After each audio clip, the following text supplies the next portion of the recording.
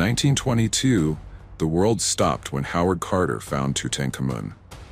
We've been told for a century that his tomb is the ultimate peak of ancient discovery. But let's be honest, Tutankhamun was buried in a closet compared to the real titans of history. His fame isn't because he was the greatest, it's because he was the only one who didn't get robbed before the cameras arrived. Today, we're breaking the archaeological lie.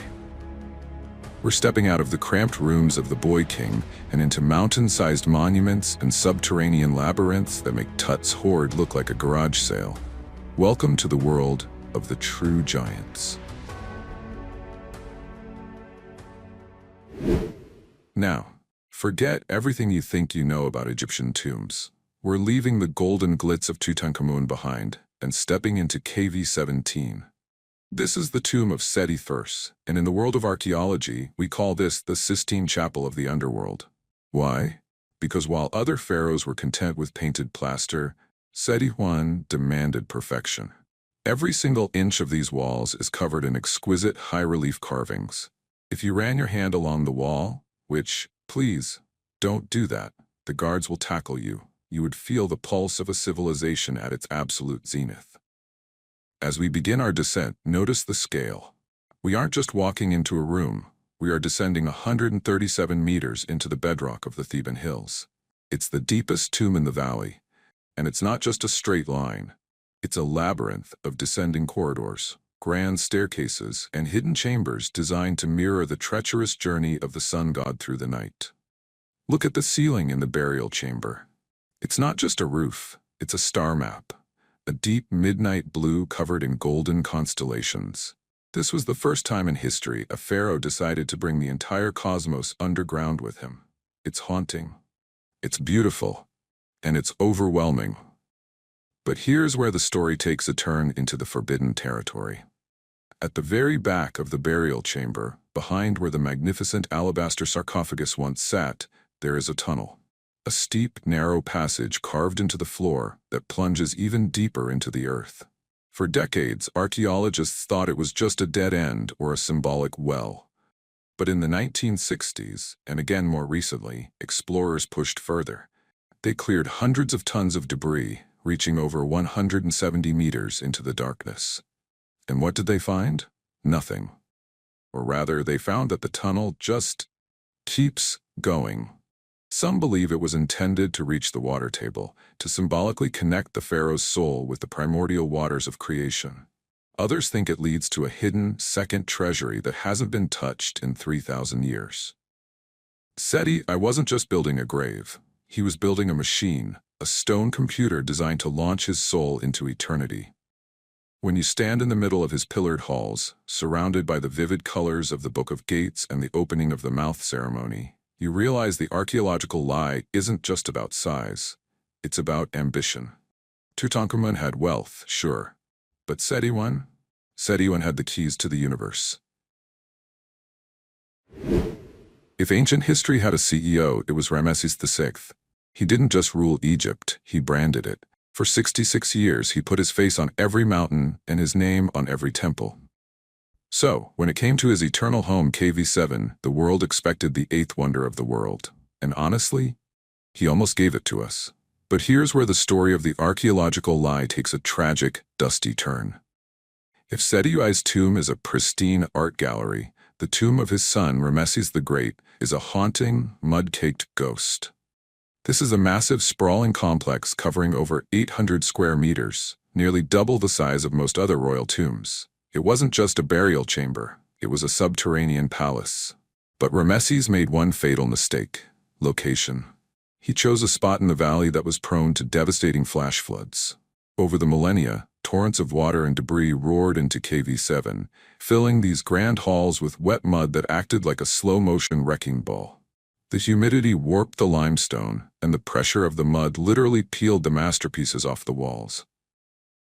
When you walk through KV-7 today, you don't see the glittering gold of Tutankhamun. You see the skeletal remains of an empire. You see jagged walls where beautiful reliefs once stood. But don't let the decay fool you. The sheer scale of the architecture that remains is staggering. We're talking about massive pillared halls that could house an entire modern villa. Think about the ego required to carve this. Ramesses wasn't content with a small hidden room. He wanted a monument that mirrored his reign, vast, complex, and unignorable. Archaeological excavations are still ongoing here, and every year they peel back another layer of silt to reveal a glimpse of what used to be. A fragment of a blue-painted ceiling here, a giant foot of a statue there. The lie, we are told, is that Tut's tomb represents the wealth of the pharaohs, but Tut was a footnote. Ramesses was the headline. His tomb, even in its broken mud-stained state, tells a much deeper story than gold ever could. It's a story of a man who tried to fight time and nature with nothing but stone and ambition.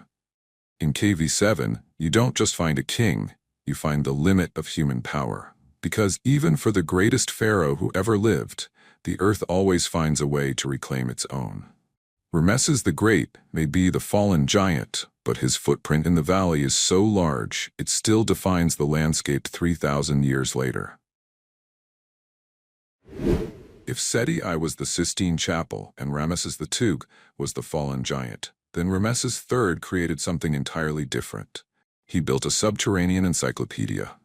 Welcome to KV11, widely known as the Tomb of the Harpers. Now, why does a warrior king, the man who famously defeated the mysterious sea peoples, have a tomb named after musicians?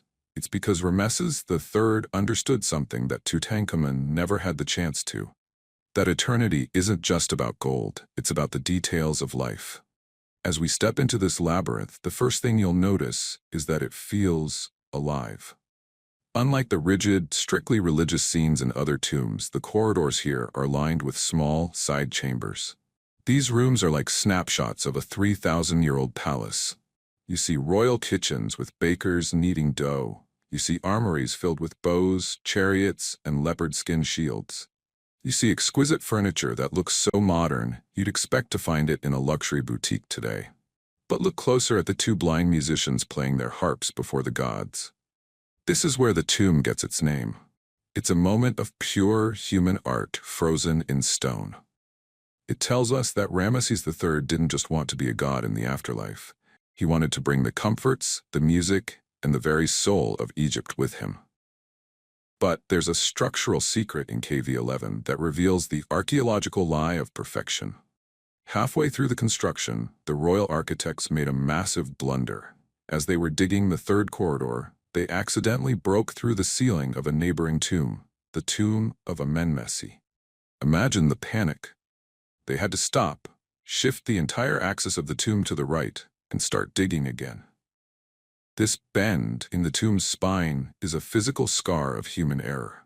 It proves that these weren't magical structures appeared out of thin air. They were grueling, high-stakes engineering projects where one wrong swing of a copper chisel could ruin decades of work. Tutankhamun's tomb is a tiny, 4-room box compared to this 188-meter-long masterpiece. While Tut's walls were painted in a hurry, sometimes even leaving mold spores behind, Ramesses III's tomb was a labor of obsessive love and corrected mistakes. When you stand at the end of this long, winding corridor, you realize that the real treasure isn't the gold looted centuries ago. It's the fact that we can see what an Egyptian kitchen looked like, what their music sounded like, and how they handled a massive architectural disaster. Ramesses III didn't just leave us a grave, he left us a library carved in the bedrock. And that, my friends, is a legacy that no amount of Tutankhamun's gold can ever buy. If you want to understand the true archaeological lie, you have to stop looking at the ground and start looking up. While most pharaohs built their tombs at the base of the cliffs, THUTMOSE III, the greatest military conqueror in Egyptian history, chose a location that would make a modern rock climber nervous. Welcome to KV34. To get here, you have to climb a steep iron staircase into a narrow cleft in the high cliffs. THUTMOSE III wasn't just hiding. He was daring the world to find him. He was the Napoleon of Egypt, a man who led 17 military campaigns and never lost a single battle. And his tomb? It's a masterpiece of strategic design.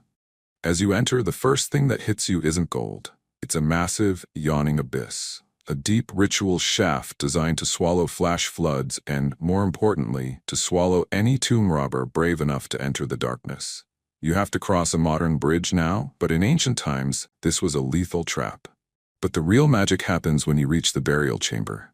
It's shaped like a giant, rounded cartouche, the oval symbol that encloses a royal name. And the art? Forget the realistic figures of the later kings. THUTMOSE III went minimalist, 3,500 years before it was cool. The walls aren't covered in heavy carvings. Instead, they look like a giant papyrus scroll unrolled across the stone. The figures of gods and demons are drawn in simple, elegant black and red stick figures. This is the Mduat, the book of that which is in the Underworld. It's a technical manual for the soul, a step-by-step guide on how to navigate the 12 hours of the night. It feels modern, almost like a graphic novel or a complex blueprint for a spiritual machine. Compare this to Tutankhamun. Tut's tomb was a tiny, cramped box with hastily painted walls that actually developed brown spots of mold because the paint was still wet when they sealed the door. THUTMOSE III's tomb, on the other hand, is a high-altitude sanctuary of precision. Every stick figure, every hieroglyph, and every angle of that cartouche-shaped room was calculated to perfection. THUTMOSE III didn't need a horde of chariots to prove his worth. He left his mark in the sheer audacity of his location and the abstract beauty of his vision. He proved that a tomb could be a fortress, a scroll, and a map to the stars all at once. The lie is that archaeology is about finding stuff. The truth, as THUTMOSE III shows us, is that it's about finding the mind of a genius hidden in the most unreachable heights of the desert. Now, we leave the Valley of the Kings and travel north to the Giza Plateau. If we are talking about archaeological lies, the biggest one is that the Great Pyramid of Khufu is just a big tomb. Calling the Great Pyramid a tomb is like calling the International Space Station a tin can. It technically fits the description, but it misses the entire point of the engineering genius behind it. Think about this. Tutankhamun's tomb was small enough that a modern SUV would struggle to turn around inside it. But Khufu? Khufu built a mountain. We are talking about 2.3 million stone blocks, some weighing as much as 80 tons, stacked with such precision that you can't even slide a credit card between them. For 3,800 years, this was the tallest man-made structure on Earth. It is 146 meters of pure mathematical obsession. And here is where the mystery deepens. Unlike the Valley of the Kings, where every wall is covered in colorful spells and gods, the interior of the Great Pyramid is empty. It's sterile. It's silent. When you climb into the Grand Gallery, a soaring, narrow passageway that defies gravity, you realize you aren't in a cemetery. You are inside a machine. There are no paintings of Khufu. There are no descriptions of his battles. There is only the stone, the geometry, and the strange, acoustic resonance of the king's chamber. Inside that chamber sits a red granite sarcophagus carved from a single block of stone, but it's empty. No mummy was ever found, no treasure, no gold. Some say it was looted in antiquity, while others, the ones who look at the forbidden side of history, suggest that maybe, just maybe, it was never meant to hold a body at all. Look at the air shafts. They aren't just for breathing. They align with specific stars like Orion and Sirius. This tomb wasn't just a house for a dead king, it was an astronomical clock, a compass, and a bridge to the stars. The lie we are told is that thousands of slaves built this with whips and primitive tools. But modern engineering tells us a different story. The logistics required to move these stones across the Nile and lift them hundreds of feet into the air with such mathematical accuracy suggest a level of lost technology that we are still trying to replicate. Tutankhamun has the gold, but Khufu has the mystery. One is a display of wealth, the other is a display of an intelligence that seems almost alien to us today. When you stand at the base of Khufu's monument, you don't feel like you're looking at a grave. You feel like you're looking at a message left for us across 4,500 years. A message that says, we were greater than you think. Before the Great Pyramid of Khufu touched the clouds, there was a man named Imhotep, the world's first true genius, and he had a radical idea.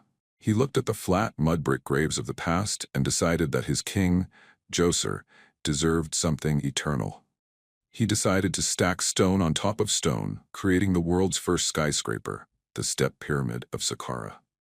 But here is the archaeological lie you won't hear in most documentaries. The pyramid itself is just the tip of the iceberg. Most people look at the 6 steps of stone and think, that's impressive for 4,700 years ago. But they are looking at the wrong place. To understand the true scale of Djoser, you have to look down. Beneath this pyramid lies a literal subterranean city. We are talking about nearly 6 kilometers of tunnels, shafts, and chambers. It is a labyrinth so complex that even modern archaeologists with GPS and laser scanners get lost inside. While Tutankhamun's tomb was a simple 4-room layout, Djoser's underground world was a palace for the afterlife.